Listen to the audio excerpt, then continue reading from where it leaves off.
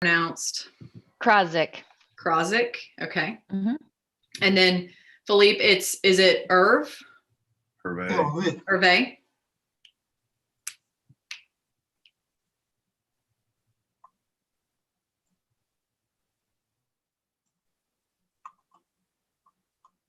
Did audio just go out? We can hear you. Oh, okay. Just making sure.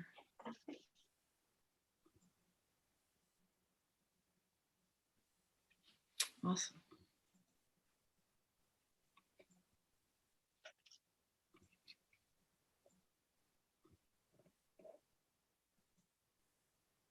Go ahead, Allison. You can start. Okay. All right. Good morning. I guess we're going to go ahead and kick this off. Wow, on time, 10:01. We are awesome. Thank you all. We've got some attendees coming in, and I think still more will be joining over the course of time. So Jim will make sure and let you guys in, streaming on YouTube as well. So feel free to join however you can. This is IADD's Digital Transformation Webinar Series. We are going to do these about every other month going forward. And our goal is to raise the bar and to really start talking about the culture and the people associated with digital transformation. We are going to be critical players in it in the coming decade. And so we talk about tech a lot and capabilities a lot, but our goal here is to really talk about people, the impact to employees, and then how that really impacts the business and then the industry overall. So Philippe is going to be talking with Spark Cognition, is going to be talking today about AI and humans and the implementation of AI-based projects on employees. Philippe, you're going to talk for 20-30 minutes, and then we've got a panel that will join Philippe. We've got Mary with Ineos. Is it Ineos? Ineos. We've got Matt Divan with Heartland Retail. I asked Matt because Matt has experience, he's worked in oil and gas, and both on the operations side of things and on the IT side of things. So he works with Heartland Retail now. And so he's going to bring an interesting perspective, as will Mary, from tech, all things digital, and then the culture transformation that happens as a result of that from outside the industry as well. And then Ahmed Mehta with Mobilize. He is a favorite of ours. And thank you all very much for joining. So Jim, I'll turn it over to you to do a few IADD announcements. And then we'll get started with the presentation from Philippe. After that, about in the 10:40 range, we'll kind of do a little bit of a bio break, and then we will jump back on for Q&A discussions from all of our panel members. So with that, Jim. All right, let me just share the screen here. Get the right one. So we have a bunch of things coming up. Tomorrow should be interesting here. Mary, it's too bad that you're not here in Houston because we have our first IADD chili cook-off. It may not be the gumbo that we were talking about earlier, but it is chili. And if you've ever been to an oil field chili cook-off, believe me, there is lots of variety. You know, my favorite's always the mystery chili, right? You're never quite sure what's in it, you know, to go on. So then next Wednesday, we have Mud Motor Training Course led by Dr. Rebella Samuel. That's always been a very popular course that we have. He does a very good job of that. Then on Thursday, we have our Profiles in Technology, the latest in the mud motor industry. That's going to be going on. And then the following week, you can see we have Dr. Samuel will be back with the basic torque and drag training course. And then Friday the 12th, we have our Sweetheart Shoot Sporting Clays tournament. The reason it's titled Sweetheart is we're going to do this right after Valentine's Day. And of course, we had this little nasty weather thing that Mary sent down from Chicago. Uh, and this Blackwood was not set up for 5 degrees out with the, so the machines froze up, but they have now since unthawed. So we'll be ready for Friday the 12th. So with that, Philippe, I guess you're queued up and ready to go. So take it away. Thank you very much, Jim. So let me try to share my screen here. Hopefully, you should all be seeing a screen that says large-scale applications of AI in oil and gas. And today, we're going to be speaking about artificial intelligence. I'm from oil and gas. I mean, I spent 40 years almost in oil and gas with Schlumberger, and then with some of you, we know each other from the time I did with directional drilling companies or MWD companies. But I switched about 5 years ago from being a buyer of AI to becoming a seller of AI. And that's because the technology has changed very significantly about 5 to 10 years ago with the arrival of the cloud, the arrival of Kafka, Hadoop, and many other very strange looking names that have really completely changed the field of artificial intelligence. So there are things we can do today we couldn't do even months ago, and there are things we cannot still do we'll be able to do in a few months. It's moving extremely quickly, and that brings all kinds of challenges to us. So I'm going to tell you about some of the projects that we have implemented at scale, and hopefully that will open the discussion on what are some of the challenges which you have to solve if you want to do those digital transformation. But the first thing is, if I found out change slide, here we go. This is all on here, so let's have a bit of a safety moment. And surprisingly enough, artificial intelligence is actually used extensively already today to help with safety. So as we have a lot of safety records which are arriving from all of the near misses and incidents or the maintenance report, all this unstructured information which comes to the headquarters.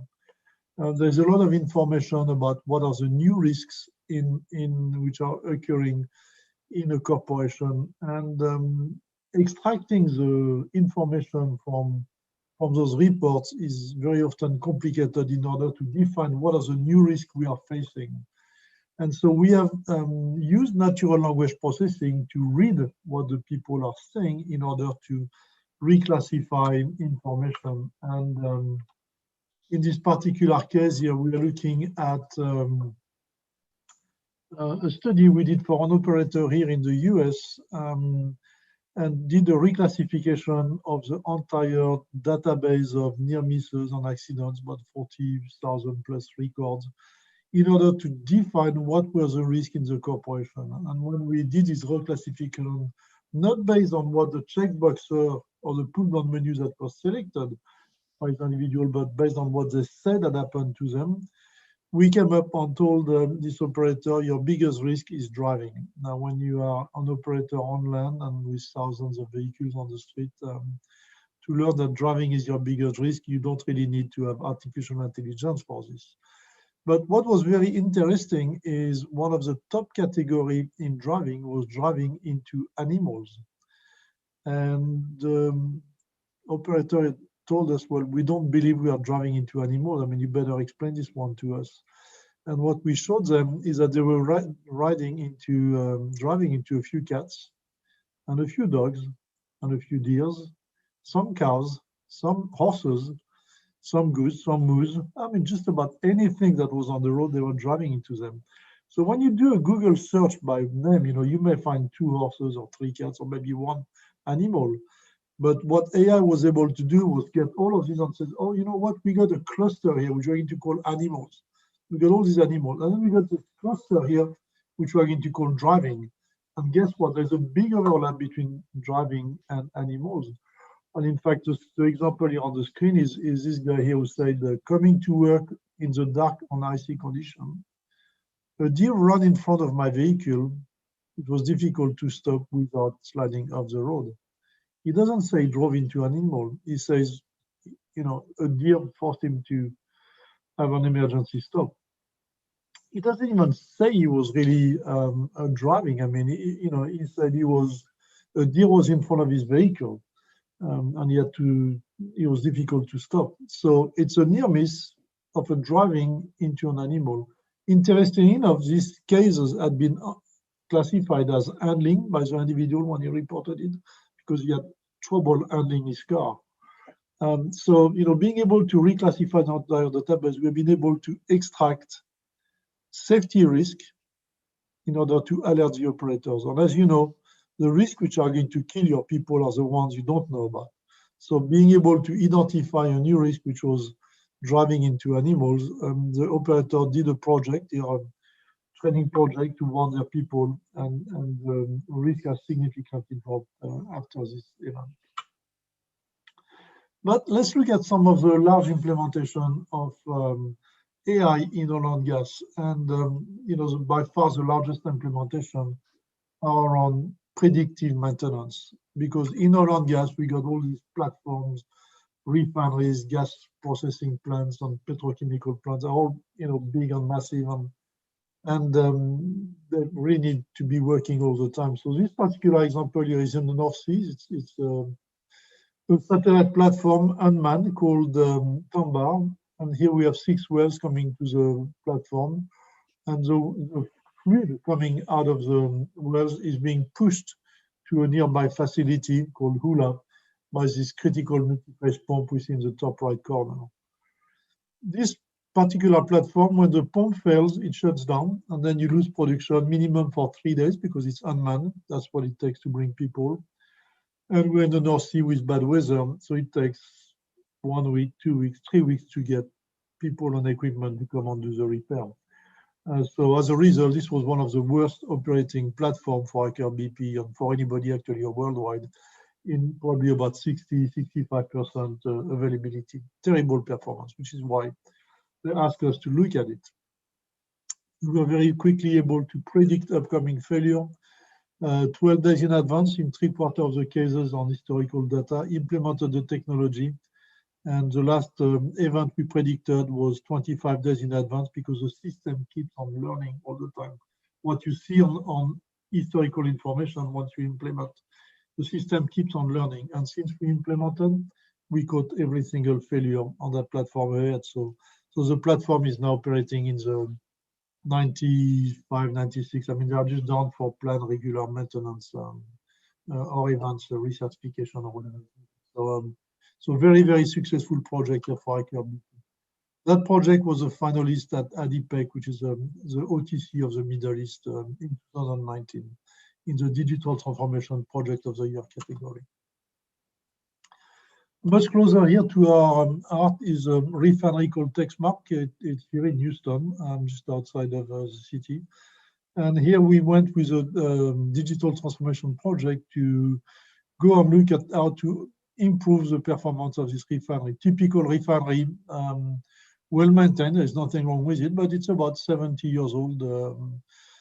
As a refinery, it's been upgraded, kept up to speed. I mean, it's a good system, but digitalization was probably not very up to date, and so we had a big project of digitalization on AI to look at improving the result here. And very quickly, we saw an improvement in availability of the plant, which means they were able to produce more products. That's good for the bottom line. Because the processes became more stabilized throughout the refinery, the quality of the product actually improved, and that refinery produces a lot of product for the aerospace industry. So the clients got even happier because they got better, or at least quality of the product was more constant, which is what they are really asking for. But if I bring the CEO of Texmark to this call, Mr. Doug Smith, he won't speak about how much money he's making or how happy his clients are. He will speak about safety. When he went from it's broken in the middle of the night and people start to shout, and why is it not fixed, and try to fix it in the middle of the night. Most of the time fixing it properly, but sometimes you injure somebody or you break something else because you didn't plan properly for that particular repair. And the situation now has changed to, it's still breaking in the middle of the night. It's not breaking actually, it's starting to give warnings in the middle of the night. And the call now goes, hey Joe, we can see this is going to break in about 8 to 10 days. Why don't you have a meeting in the morning with your most relevant technical people for that particular asset, and tell us how we can fix this without impacting production, without hurting anybody in the most safe and efficient way. Guess what? Is people didn't change what they are doing, they still need to go and fix equipment, but instead of being shot at all the time on the phone, screamed at because it's not working, suddenly they became the king. So much better safety record, which has been validated by OSHA, and at the same time, the moral of his people has improved because they like to work when everybody is praising them instead of people shooting at them that things are not working. So very successful here project. This is another project we're doing for BP, which is currently believed to be the largest implementation of artificial intelligence in oil and gas. Here we're doing predictive maintenance for their offshore production platform, their refineries, and also their gas processing plants. Also, the processing plants have been sold to INEOS recently, which is why Mary is with us today. And thank you for joining us, Mary. Here we're looking at predictive maintenance on very, very large assets. And when we started, we really looked at, is that compressor going to work, and is that generator or that pump, and when are they going to fail? But on those big assets, only 25% of the production impacting events, an event in which you lose production, are generated by something failing, something breaking down. 3/4 of the failures are actually process failure, where the system becomes so unstable that it shuts down by itself. And being able to capture those events is really one of the things that is making this project very, very successful. So being able to implement at scale is something which is possible. And once again, this one got the ADIPEC award in 2020, so just a few months ago in Abu Dhabi. I've shown you how we can do predictive maintenance on small or large assets. We obviously do FPSOs around the world too. For us, data is data is data. If you have a challenge and you have data, we can look at it with you and with your subject matter experts. We also do online gas processing plants, refineries, LNG terminal across the world. And, once you are able to do this predictive maintenance on one asset, you can actually do on many, many assets. This is really the bread and butter of AI today around the world. But we do many more things with artificial intelligence. And when I look at the various things which are happening, lots is happening around drilling, and I'm going to speak about it in just a minute. But cybersecurity, we apply artificial intelligence for cybersecurity very effectively. One of the biggest threats today when you look at cybersecurity is what's called zero-day malware. It's a brand new malware which just happened. There is not yet any signature that you can download on your computer. So if you get hit with a zero-day malware, which is malware that has not been yet recognized and you don't get protected for it, then you get in trouble. And some of the largest events that we heard about cybersecurity recently were all around zero-day malware. So with AI, we can install on your computer a little agent, which doesn't need to be updated. It just blocks malware, whether it's a brand new or old, on a daily basis, on a by-the-minute basis. Very successful for the IT side, which is what you and me are using right now, our computers, but also for the OT side, which is what's used by our drilling rigs, by our refineries, by our gas processing plants, what we call the critical infrastructure, which is cannot be touched, and doing upgrades there is very complicated. So improving cybersecurity there is important. But we also look at the reservoir optimization, production optimization, water cooling prevention, and enabling, optimizing reservoir engineering. But let's look a little bit at drilling. We actually apply artificial intelligence today to predict various drilling dysfunction. Here on the screen, we have one, and I'll come back to this one. This was for an operator here online in the US, where we were able to predict for him stuck pipe event about 1 hour in advance. We are making a prediction. If you keep on drilling the way you are drilling right now, within about an hour, we are very confident you are going to be stuck. We don't provide what's called prescriptive, which is what to do about it, because that's what the client is asking from us. We are a contractor. If you want to go predictive, tell us what's going to happen, we provide it. If you want to go prescriptive, tell us what's going to happen and tell us what we should be doing about it, we can provide it, these particular clients. And in fact, most of our drilling clients are just asking us to be predictive. Just tell us if we are going to be in trouble. But I think we're going to go into prescriptive fairly soon so that we can adjust the set points or at least make recommendation on set points for the driller based on what we're seeing downhole. In order to do various prediction with AI, we actually use WITSML data. It's already available, and so we just connect to a WITSML data feed and get all of the information and make the prediction on this, which means we can do the prediction not only for the driller here right there at the well site, but also for the drilling engineer in town. We can make all of the recommendations based on what they are seeing. So today the type of prediction we're looking at is a stuck pipe, BHA or formation washout, low circulation, pore pressure prediction ahead of the bits, stick slip vibration, bit wear or BHA wear in order to pull out before we DBR. And we're starting to move into optimizing the ROP, optimizing drilling. So optimizing drilling might be drilling as fast as possible, or it may be make sure that BHA that bit last to the next casing point. So optimization may have, as you know, a different meaning, but it's all available today. We're actually looking at it and doing it. And here is an example from a client in the Middle East. The reason I pulled it, I'm sorry, it's because this is the longest prediction we have had in time. We actually predicted 12 hours in advance that they were going to get stuck. Now, there's a little bit of a trick to this. If you see it, is because they were drilling and tripping in, and then they got a mechanical problem on surface that they had to fix. So nothing was happening for quite a few hours, and then they started to try to pull out and get stuck here later in the day. But the interesting part is we were able to predict here. There's a first critical warning at 10:29 in the morning, which was purely due on the information available. And that's what we do on a regular basis. If that just kept on drilling without this surface problem, we were about an hour, a bit over an hour on prediction that they were going to get stuck.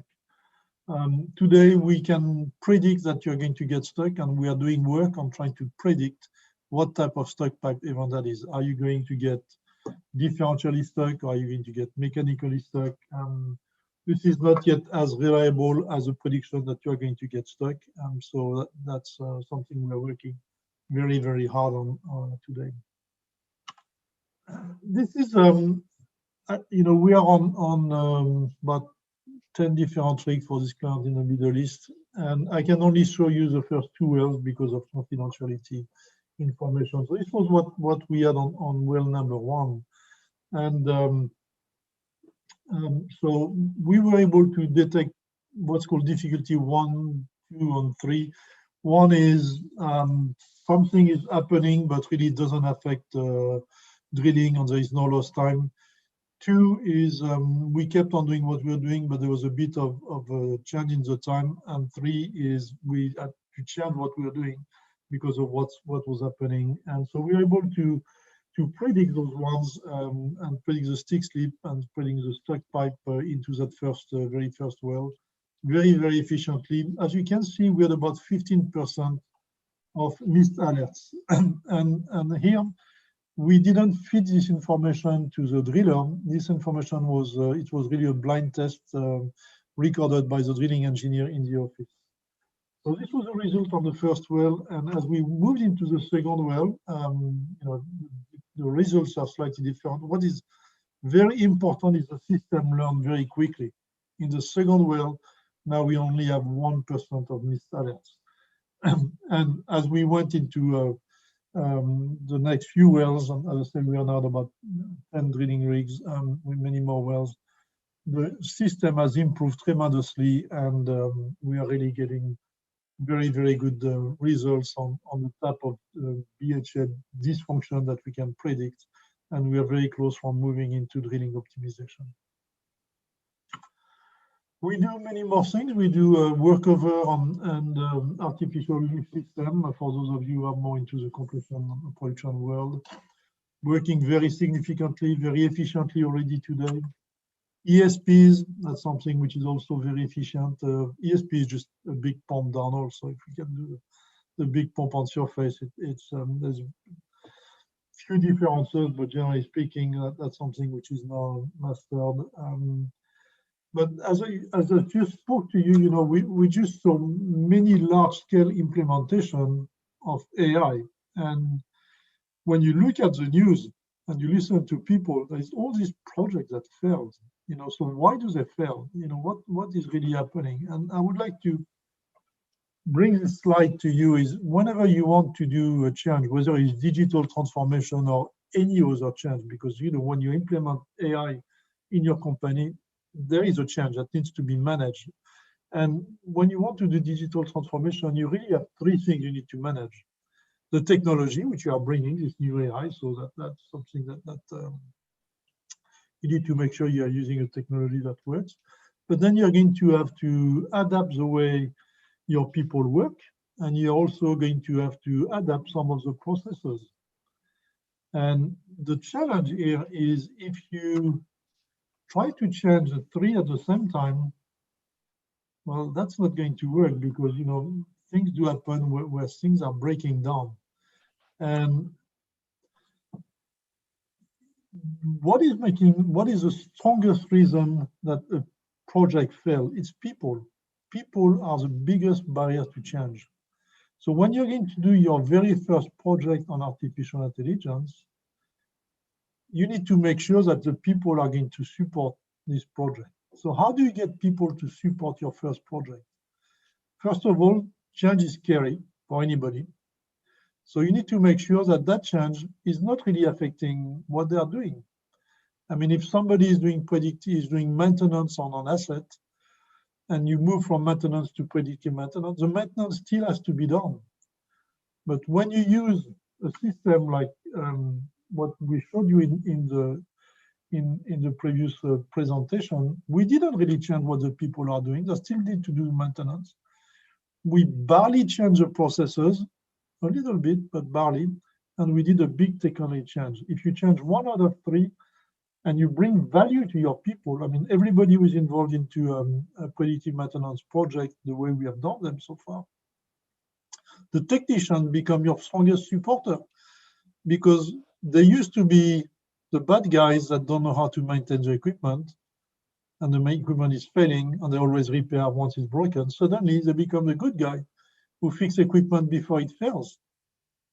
The drillers become the good guys because they never get stuck. So if you can do this change, you don't really change the work of the person.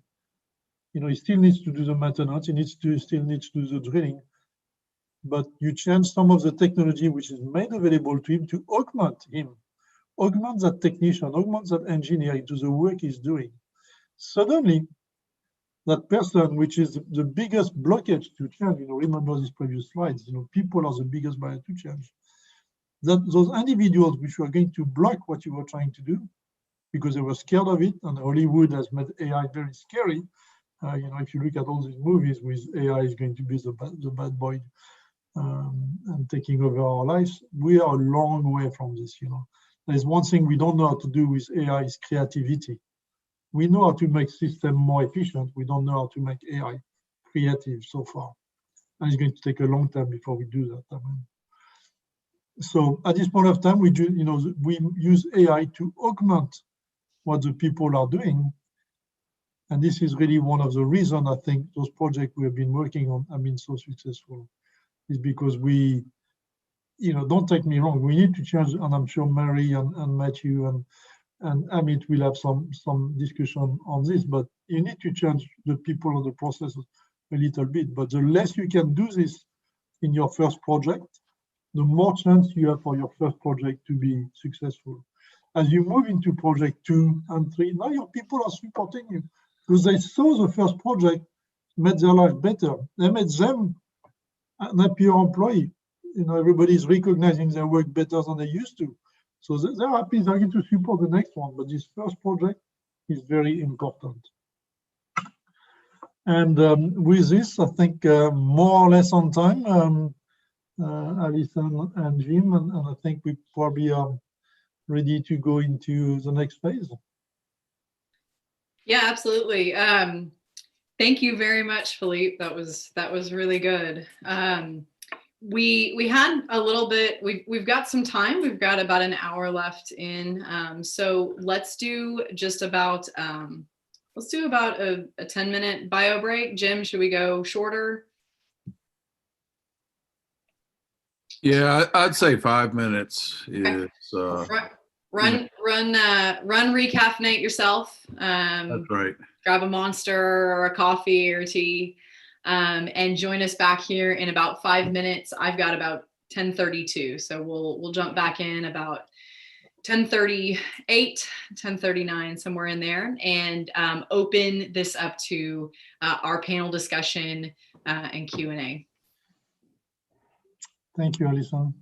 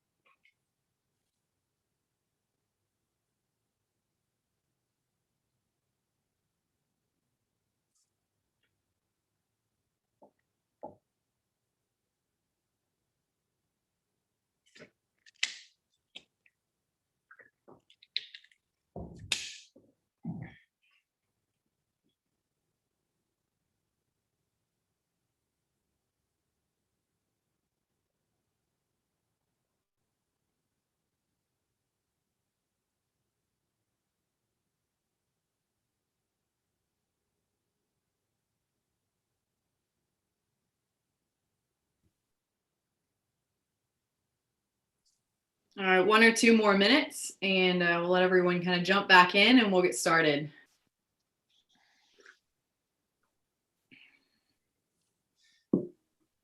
Somebody refilled their coffee cup. Yep. Out with the old, in with the new, right?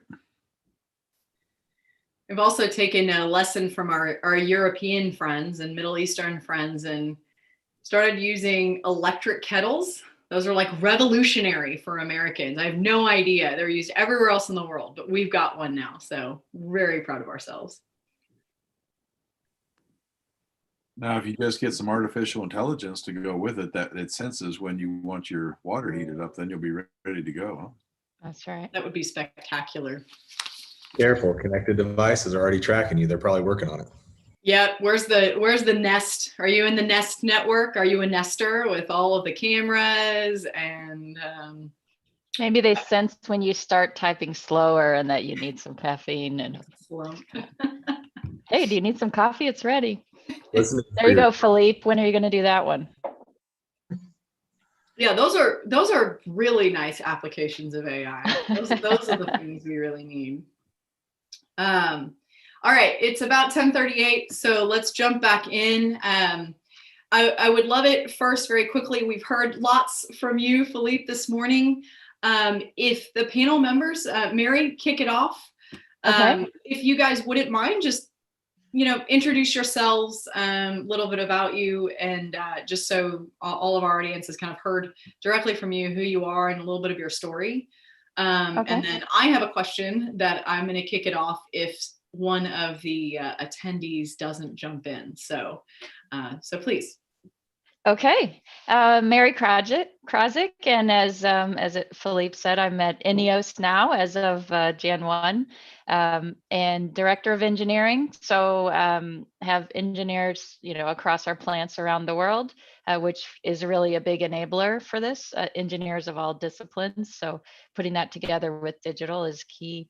So lucky to have that. And then previous roles were global programs, so rolling any step change improvement across the business in BP previously. So scaling is an area that Philippe alluded to, that I have a lot of background in. So putting those together with digital, I think maybe are some things we can talk about today. Yeah. Let's see, in order this way on my screen, Matt. Sure. So Matt Divan, thank you guys for having me. This is taking me back a little bit. This was my introduction to this was about 2012, 2011, when I was helping write custom downhole anti-collision software. Was in the industry for about 9 years, and the sliding doors that have affected a lot of people in the industry has since pushed me away. But I was one of the original members of the team challenged with building an operations support center at Chesapeake Energy. So helped to build out the infrastructure, the analytics, the first WITSML library and database there, and just spent a lot of time on directional drilling. It's definitely come a long way, but I feel like this is a very interesting topic because there's lots of lessons learned coming out the back end of that experience 8 years ago that I feel like would be good to share. Thanks, Matt. Last but not least, Ahmed. Hi, good morning, everybody. I'm Ahmed Mehta. I'm CEO of Mobilize, graduated from Cambridge University in England, and then moved to US, did some consulting gigs, and then essentially been with Mobilize. I've actually had the luxury of working with over 70 E&P companies for past 10 plus years on the digital transformation projects. Awesome. Well, thank you all very much. All right, any open questions or anything that we'd like to kick us off? Otherwise, I will. All right, so I have kind of a foundational question, and I've had this conversation with a lot of different people, but this whole idea of AI. When I think of AI, I think of Vicky from the Will Smith movie I, Robot, and she's watching everything, just like we were talking about getting coffee, but she doesn't get coffee. She starts making other autonomous decisions that, sometimes we like and sometimes we may not.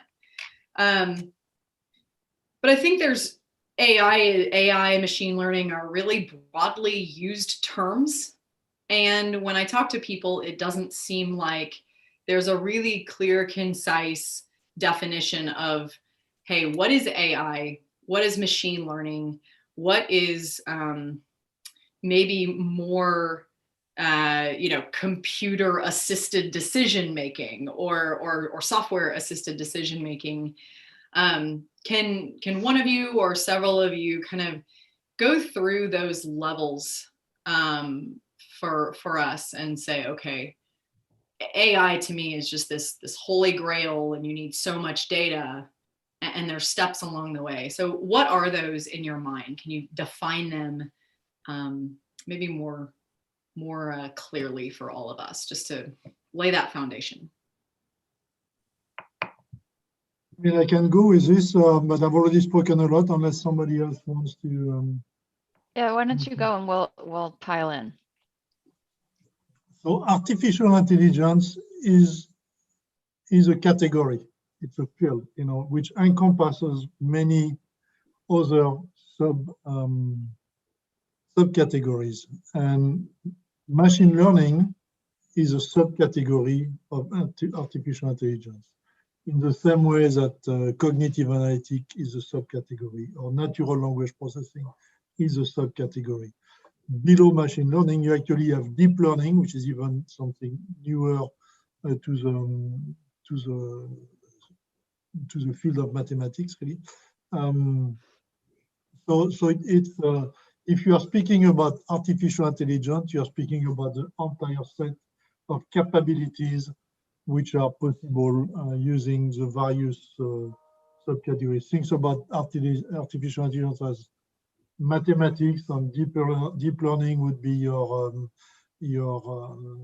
analytics and NLPs, your calculus, and so on and so forth. So you've got a lot of little component that makes it a big AI field.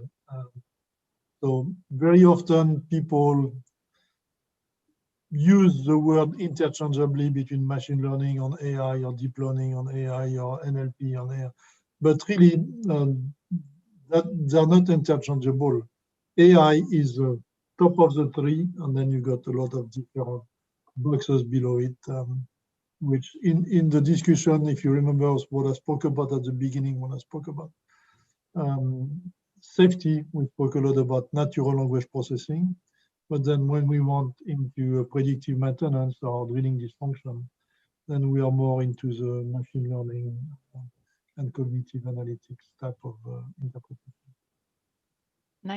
Maybe I can build on that just from a user perspective. I would say is that the words that we use that sort of lead up to AI are just simple monitoring, and then sort of the next step up of that is deep data analytics, and then into predictive analytics, where you're trying to get ahead of it. You're not looking at it after the problem happened. Maybe you're doing the same look, but now you know to look sooner. And then getting into machine learning and prescriptive, where not only did you find it, but you also said, do this to avoid it, right? Prescriptive gets you that next step, and then autonomous, you don't need the human, right? So that's the continuum from the user perspective that includes AI. How important is infrastructure and data quality in all this? I mean, if data accessibility and data quality and infrastructure aren't in place, the same way that if you have poor infrastructure in third world countries and cities, those cities tend to not thrive in the way that really, really good infrastructure, cities with really good infrastructure thrive, businesses, homes and communities. So if you don't have the right infrastructure in place, if you don't have a means by which to get good data quality and all of these other things, do you kind of rip the rug out from being able to achieve the machine learning and the prescriptive and the predictive? Certainly in some data sets, you could get some learnings, right? But how sustainable is that? So how important is setting that foundation from the beginning, or can you learn as you go? I can throw some light and color to that. So I have a luxury of actually spending half my time in Silicon Valley. And there was a research done, and I'll try to find a paper and maybe I'll share with Alison and Jim later. Yeah. But this study actually talked about the AI value chain, and it broke down, what is the contribution of each item in the value chain. And parts of the value chain was like data preparation, data cleansing as a second part of the value chain, and it just goes on. And the last or the other spectrum of the value chain was the user experience, right? So in this study, what they found is that surprisingly, from the 5,000 enterprise clients they talked to, the two fundamental or the biggest challenges, which surprisingly was actually data quality and what problem you're trying to solve. The rest, everything was considered very easy. Asking the right question. Right. Yes. So I think that is something which was very insightful, that the problem you're trying to define, 47% ranked as the biggest challenge on why AI projects fail. And at least 43% ranked data quality and data preparation as a second highest part in the value chain. The rest, like infrastructure and all that, was considered, or integration was considered very simple and easy. I'd like to add a little bit to this, Ahmed, but before we do this, maybe I'll share a slide which took me a bit of a while to find back. I don't know what I'm sharing here. You see this slide which says AI versus machine learning? Yes, no? Yes. Yes, we can see Okay, it. so this one shows the classification of artificial intelligence with AGI, which is when computer will be above us. Right now, we're in this expert system, and machine learning is below here. And then as you go down, you got the trees toward a multi-layer perception on deep learning, on all of this. So this is just to try to come back to the previous question. I was looking for that slide. Took me a while.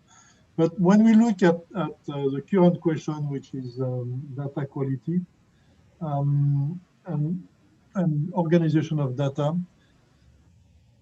and how to use it with artificial intelligence, some of our people or clients that we are speaking with were waiting to have perfect data in order to get started on their AI project.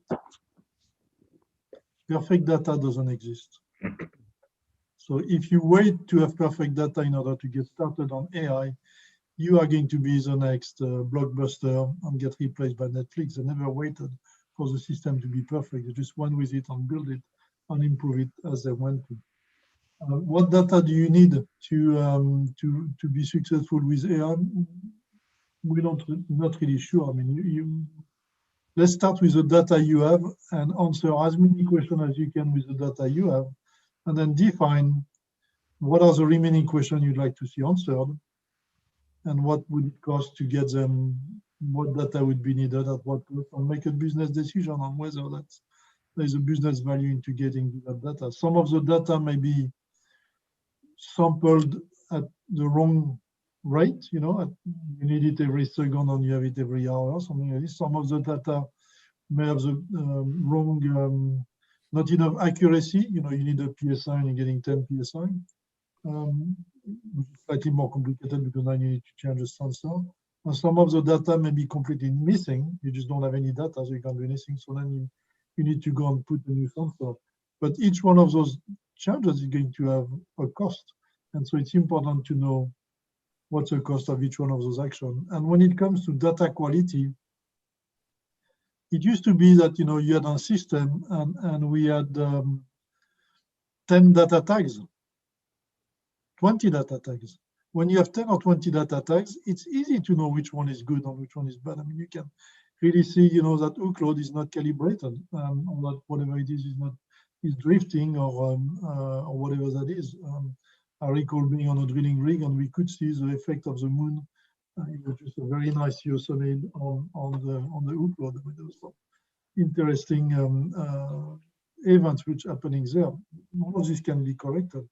When you have 10 or 20 sensors, it's easy to know which one is needs to be adjusted. When you go and look at some of the refineries, offshore production platform, or even petrochemical. I mean, you quickly into the thousands of data tags, 10,000 of data tags. How do you make sure each one of them is good?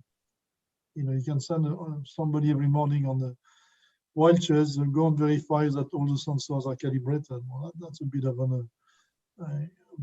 a task. So here we actually use AI to recognize which sensor is working or not working, and don't make me say anything I didn't say. Garbage in, garbage out.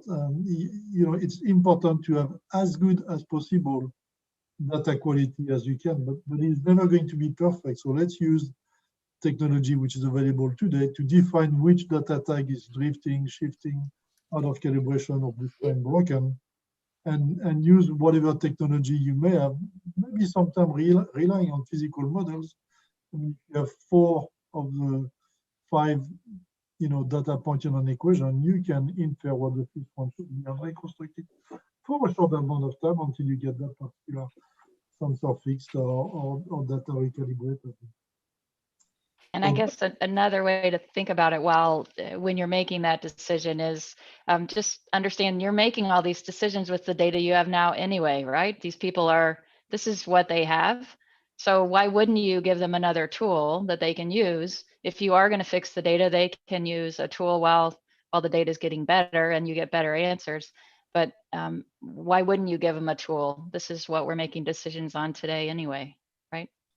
Exactly. And if you're already looking at the screen on the rig floor and you have just point in time data, and now we're extrapolating it from point in time data to a model of where it's been, where it's going, and being able to look at that more holistically, then of course it's going to give you better insights. So agree. Yeah.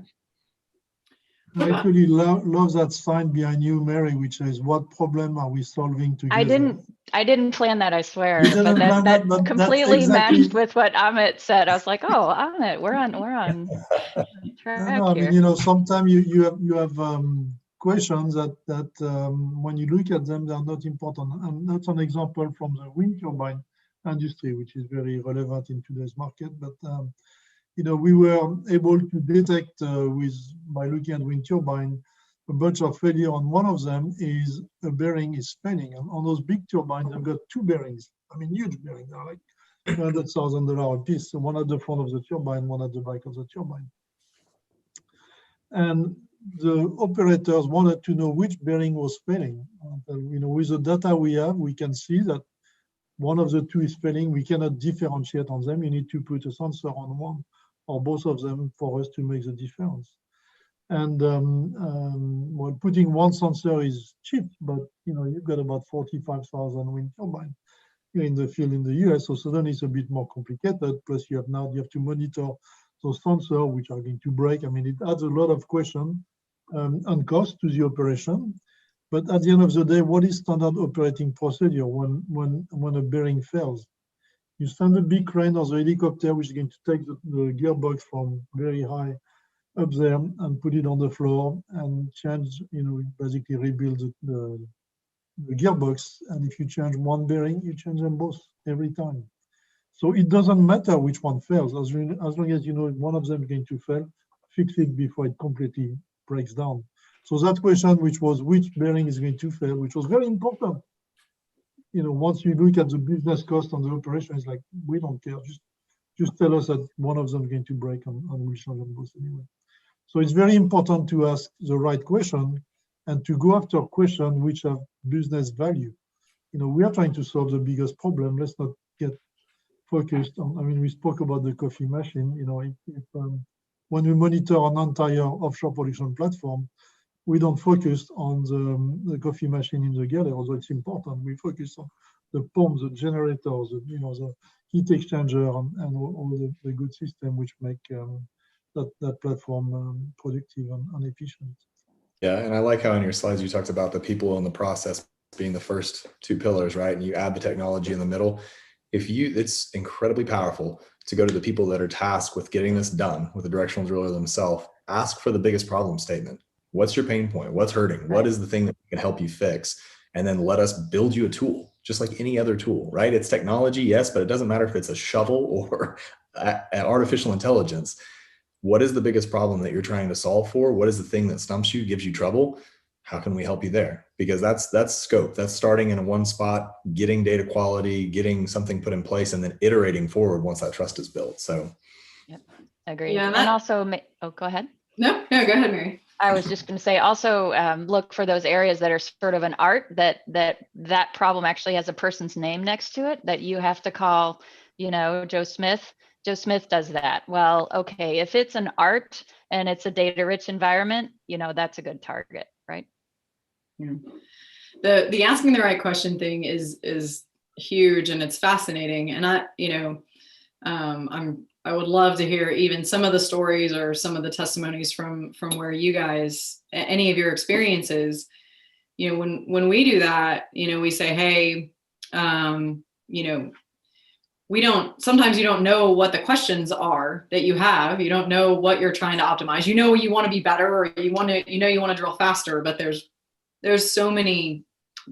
frankly so many variables that go into that, from whether it's a formation, whether it's a driller, whether it's actual, something related to the operation. And we were talking with an E&P just a couple of weeks ago, and we say, okay, well, we think this is a really specific pain point that you guys have mentioned. And then, an hour later, there are questions and pain points at every single level of their operation, and of from the different perspectives that the individual stakeholders had. And I think that that's always an interesting to navigate. Ahmed, I'm sure you could, I know you could probably talk forever about that as it relates to oil and gas, and Matt, you as well, just because you say, well, let's solve this problem. Like, let's focus focus here and get you some value here. And then it quickly goes, all over the place, and kind of managing that, and still being able to run a business and not have budget go crazy.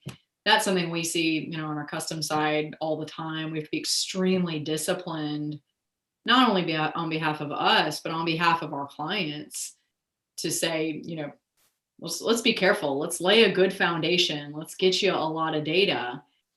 And then you can go to town asking questions, because you have all the data, and it's really cheap to go ask questions. You take a couple of hours, you've got it all put in place. But have you guys experienced that before? Amit, what are you seeing on the E&P side of things in terms of the focus and the discipline to really stay focused on asking that right, defining that right question, and then answering that before moving on? I think that's a human thing, but please tell us kind of what you're seeing in the market. Oh, I think that's a great question. From my perspective, it's not just what's the right question to ask, it's also who you're asking, kind of what you hinted on, right? And the challenge in E&P industry in general is, even today, software is never seen as a competitive advantage like other industries, right? It's just nice to have. The still mindset is a good supporting tool, but it's not considered a strategic advantage, right? No. If I can turn the clock back, my approach would be that, you ask the right questions, but you also ask to the right people. Because when I say right people, like, who you're asking the question. If you ask a simple question like, what is your biggest pain point, right? And you ask that to a VP of D&C, drilling and completion, you may get an answer X. You go and ask the same question to the engineer, you may get an answer Y. You ask that to a data scientist deployed or working inside the company, or even IT, they will have an answer Z, right? So you get a mixture of answers. And the challenge with a lot of software vendors is, it's all because in relationship industry, if we hear something and someone wants to champion us, we go and just build that, and we just go and do that, right? Versus holistically, making sure that if we get 5 different answers, how do we get all the influence and decision makers in the same room to make sure we can first get them on the same page, so whatever we develop is something which can be utilized company-wide. And I think that's you want it to bring value. Yeah. Exactly. So I think that's the kind of something we have seen that, some great examples Philippe showed, stuck pipe and stick slip. We have seen examples of stuck pipe, stick slip being solved with AI for last 10 years now, right? But the question is more of companies who have adopted this, why they are not saying, hey, let's stop all the initiatives and now partner with this firm to develop all our AI problems, right? That's not happening, because there could be another company like Spark Recognition who could be now solving another problem in another domain within the same company. So I think that is a big challenge. We see that the fundamental problem is E&Ps don't think software is a strategic advantage. It is thought of as a nice to use tool. And until that mentality changes, we will develop some great solutions, but they will remain just point solutions. I mean, I want to stack hands on that and say I agree wholeheartedly. I think that one of the hardest things for people who come from, or at least in my observation, people who come from a technical background is step out, go observe, be in the field, be in the operations support center itself, like observe the process, be there, put on your coveralls and let's go. Like, let's see what's happening. There is so much value unlocked in observing firsthand instead of being from behind the terminal and trying to just look at the data points.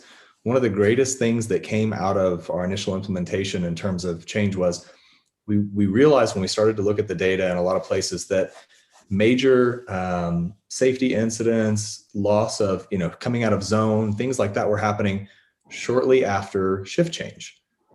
So the rig meetings were occurring out in the field, the shift changes were happening in the support center. They weren't synced up. The data wasn't getting back and forth between them as to things that they were watching for, things that are about to happen, things that needed to happen. It was an inefficient shift change. So the human element, the data was fine. The analytics were fine. What we were showing was valuable.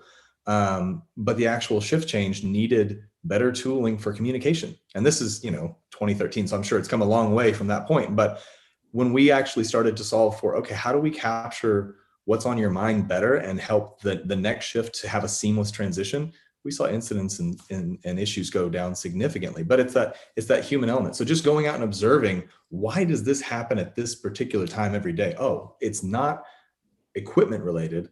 It's not data related.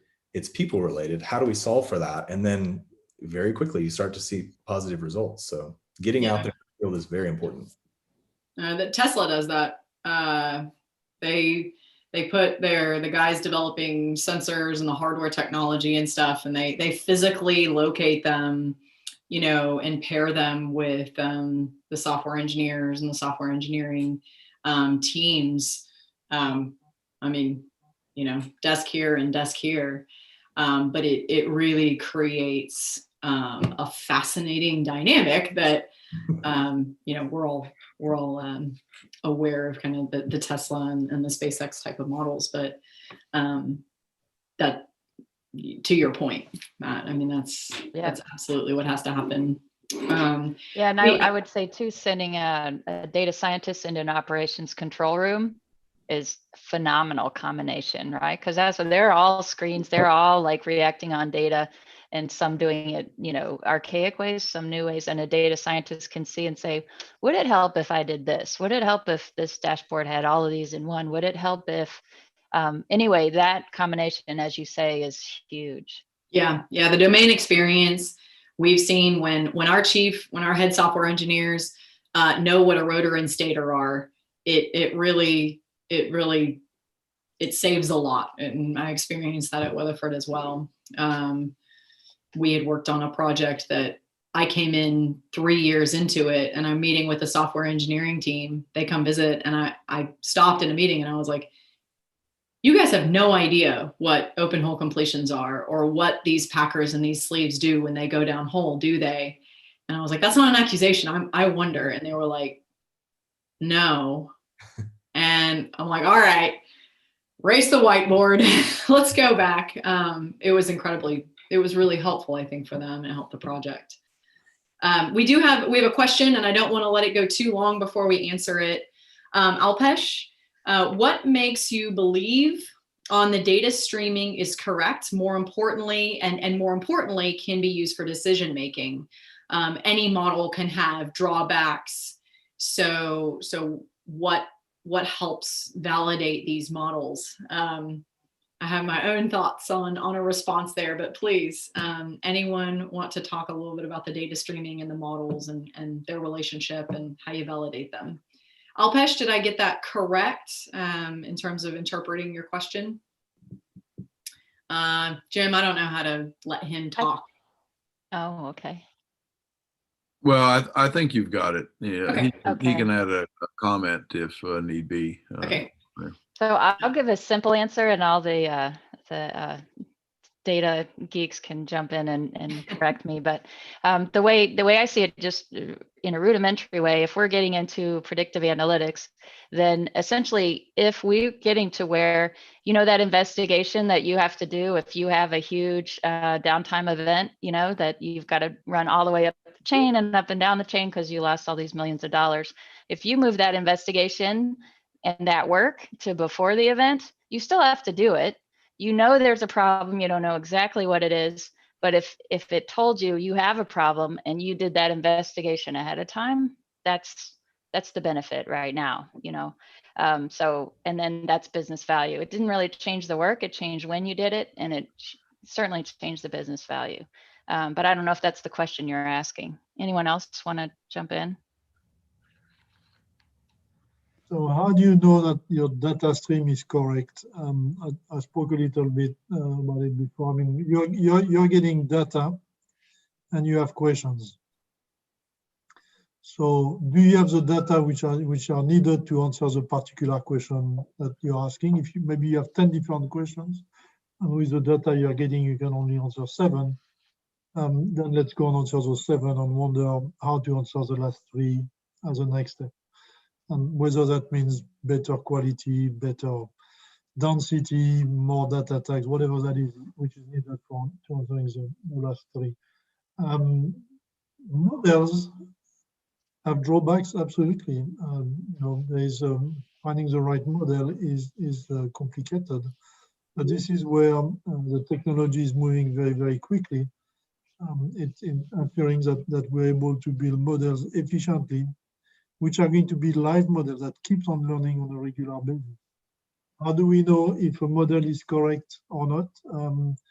First, you look at historical data if you have it. That's the best way to validate. And moving forward, you work very, very closely. I mean, if you look at the data science project and you are hoping to throw it over the board to the data scientists and let them live in their vacuum, you are going down to failure mode extremely quickly. A successful data science project is going to be a very close cooperation, partnership with your clients, with the subject matter experts and the data scientists in your client's organization. Our data scientists know to look at data in general, but nobody knows better your own data than your data scientists in your corporation. Nobody understands better your own assets than your subject matter expert in your organization.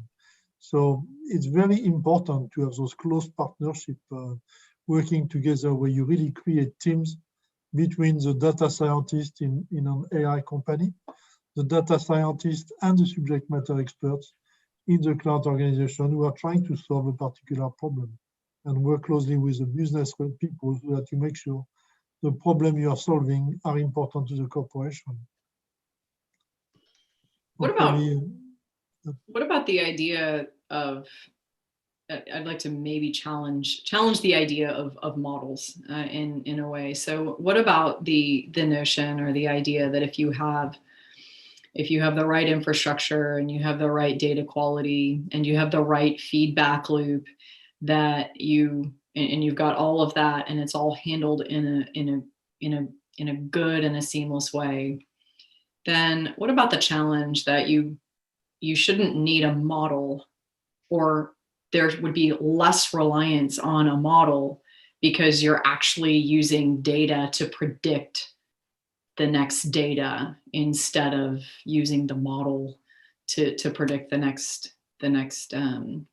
outcome. I think that may be taking a lot of what we do today in oil and gas to kind of a completely new level, just because you say, well, I'm going to use all of this history and then I'm going to predict the next thing instead of running it through models. What about that? Any thoughts? I think what you are saying is what we are doing. I mean, we're looking at existing data to predict what's going to happen next. Yeah, just as it relates to modeling is more like you see a lot of BHA modeling and things of that nature, as opposed to, you know, I think what you guys are doing and doing the natural language and things like that. Yes. Just specifically as it relates to people, there's a segment of the industry that is firmly, staunchly saying you have to have the right model. And then I think there's another camp that says, if we have good data, we don't need a model, if that makes sense. I think the difference what you're speaking about here is the difference between physical models and data models. So, you know, pure true data scientists may believe that I don't think there's many left of those, but may believe that you know, you can solve everything with just data. Looking at what the data is saying, and at the end of the spectrum, you probably have some engineer in the physics space who believe that you can solve everything with just physical models. I think everybody is actually currently merging somewhere in the middle, where you need to have the both. You need to make the most of best world. You need to understand what's happening in the physical world in order to have a proper, good data model, and you need to you need to get, that's what they're calling hybrid models, or digital twins. There's a bunch of them which are being used to try to represent that merge and that necessity which we have to understand the physics in order to have a good data science model. But you cannot go all the way with just physics. I mean, you know, we all know that well, when you drill it, doesn't react. You know, it's not a deterministic system. We don't have all the parameters, and we don't know all of the equations yet, and maybe we'll never know them. We had recently a use case with a production platform where the production was so erratic that it was difficult to establish what is normal. Everything looks abnormal because the world just keeps on changing in production all the time, selling gas and then selling water on hydraulics, on oil, and it was very, very inconsistent. So trying to do data science model on this was complicated, but once you start to put some physics on top of it, then things start to make sense. So the moving to hybrid models is, I think that's there's, I mean, Mary, you know more about what the operator are thinking. On Matthew and Ahmed, please correct me if I'm wrong, but I think everybody is agreeing that the hybrid models where you merge the physical on the data world is where people are moving. Yeah, I want to kind of, I think you're absolutely right. I want to kind of go back to the specific language in the question. So the specific language was, and keep me honest here, but I thought I heard, how do I know I can trust the data? Was that how it was phrased? It says, what makes you believe in the data streaming is correct, and therefore, and more importantly, can be used for decision making. Any model can have drawbacks. What helps to validate the model? Yeah, believe is what I was conflating with trust. So believe implies that you're assuming that the data is right or wrong. I think that what is important is to remember that you're part of a process. The data should help create a vision. If we could only see what's happening down the hole without having data and sensors and whatnot, life would be a lot easier, right? But we have to have those things. So I think part of the process that people have to buy into is that accuracy should get higher over time, but that accuracy gets higher by observing what did happen versus what was projected to happen. What's the cone of uncertainty? So what variables are we not aware of or not able to define yet that are making our confidence level lower or higher? And then continuously looking at, okay, now that has happened, do a retrospective. Why did it happen? What did we not account for? was, whether it's a model or just predictive analytics, whatever it was that was feeding you to look at this, you're not expected to just believe the data. You have to interpret the data, understand why it's being presented to you the way that it is. And then if it's inaccurate in any way, it's your obligation to say, okay, why did that happen? And how can we prevent it next time? The data by itself doesn't handle the situation every time, right? And even, I mean, 90%, that is unbelievable, Philippe, that you guys have that level of accuracy. But that's from looking back at previous events and saying, did it or did it not happen? You're saying this is a higher likelihood or a lower likelihood of occurrence. That's for you to analyze and use on the job. It's like being able to see something better. It's not saying it's going to do it for you. It's not there yet, and it may never officially be there, but it equips you in a much more elegant way to be predictive and avoid negative events and enhance positive events. Yep. Look deeper sooner, but you can't look deeper all day long at every point, right? But it says, hey, you have a problem. You need to look right now, and then use everything you know to look. And then you learn, like you say. So agreeing. We hear quite a bit about the lack of, it feels, or I hear that other people kind of say that it feels like we never have time to actually do those retrospectives. You look at how fast people drill in the Rockies, and I'm familiar with North America and Canada specifically, but offshore certainly different. Those are bigger, longer projects, so you have some time, but you may not actually have the quantity of data in order to make a meaningful, look forward. But with all the batch drilling and things like that go on in the US, we hear quite extensively from drilling engineers, I just need to know what to do because I don't have time to look back but there's a level of discipline that says, okay, I know, but you have to take a deep breath and at least get your data together so that we can at least try. Otherwise you'll never get there. My favorite story was a drilling engineer. And I said, just tell me what bits you used on the last 15 wells. And then look at how they performed and then tell me what maybe you might narrow those bits down to, your next wells, based on your top performers. And he was like, I don't have access. I don't have access to that data. It would take me 2 days to pull not only what bits we ran, but how they did. It would take me, that's a 2-week project I ain't doing. So the company basically just says, we'll just pay insurance on all of it. We won't really worry about whether or not they fail, and we'll move on with our lives. That's kind of scary, but I think, I don't see how that has to change. That type of retrospective is just, it's going to have to change. Matt, sorry, go ahead. No, I was going to build on your thought. The industry's changing. If I have an incident or an inefficiency and I have to go back to my boss and explain what's going on, I can't afford not to look back. Yeah. The competition is, the other operators are. So it's incumbent upon me to do that, to feel like I'm able to move forward and get better. That's just me.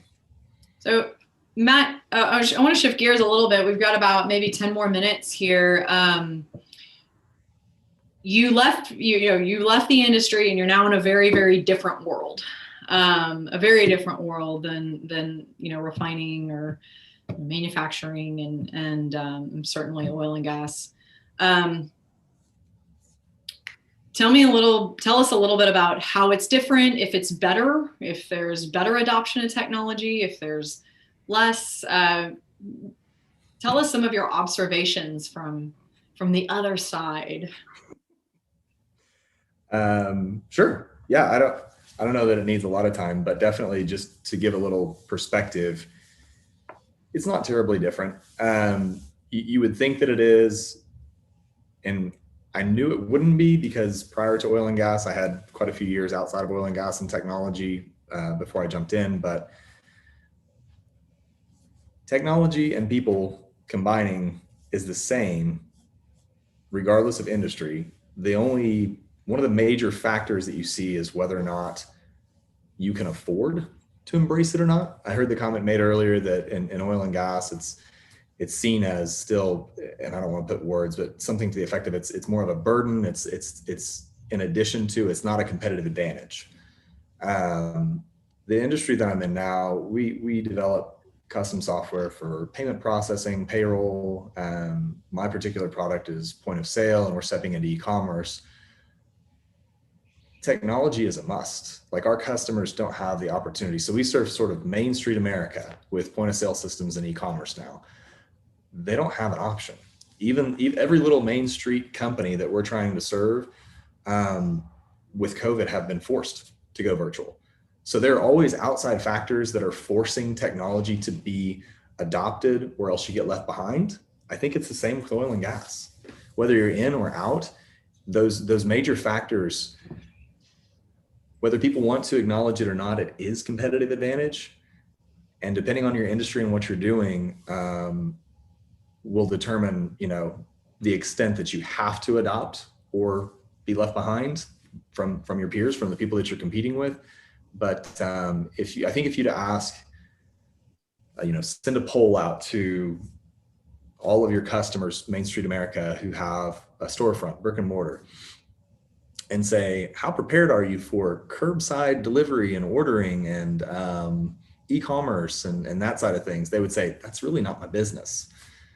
And then COVID hits and the world changes just like that. They have to adopt. They don't have a way around it. It's mandated. And so, yeah, it's different industry to industry, but I'd say technology is just a tool. It's a way to continue to serve the people that you're there to serve, right? Whether you're refining oil and gas and trying to create the petrochemicals that we all rely on every day, or just trying to sell barbecue to your community, it doesn't matter. Technology is a tool that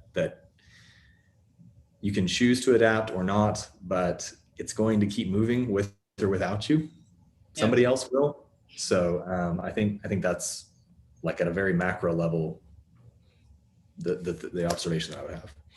Yeah, thank you. Yeah, we had Shane, Shane, Matt, Shane, he spoke on our last series for this, but we were presenting to a private equity firm a couple of years ago now, and he made a prediction. He said, in not now, and probably not even with COVID, really, I think, in terms of, I don't know if it's really forced a true business change yet, but his prediction was even a year or two ago was 3 to 5 years from now, there is going to be a mad rush to even have the capabilities or the means by which to participate in an ecosystem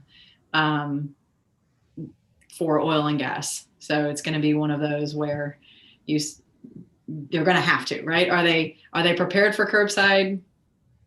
Maybe not, but there's going to be kind of a fallout that you can't continue to use fax machines in an iPhone world. You're going to have to run your business differently and have the infrastructure and the means by which to actually participate in that world. So it's kind of talking to what I think the retail and Main Street America has kind of been through and forced.